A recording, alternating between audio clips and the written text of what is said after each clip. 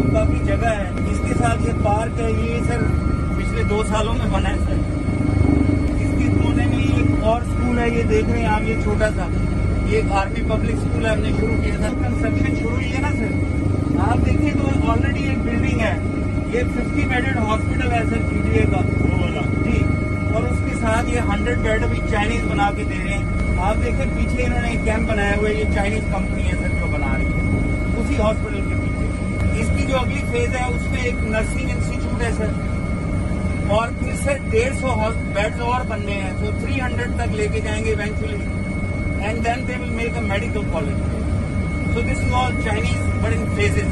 Tower लगाया specially Ufone का, but ये कि फिर भी ये अपना भी बंदोबस्त करते हैं, कैप्टिव पावर इन्होंने की।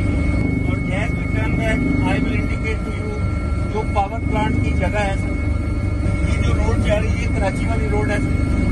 इसी रोड के साथ देखिए वो जहाँ से पहाड़ शुरू हो रहा है सर, उस पहाड़ के फुट हिल पे सर पावर प्लांट है सर, वो जो 300 मेगावाट वाला है। वहीं पे सर कोई हल्की सी बिल्डिंग आपको नजर आ रही है AM99 के नाम से, अभी एक रिजॉर्ट बना है सर।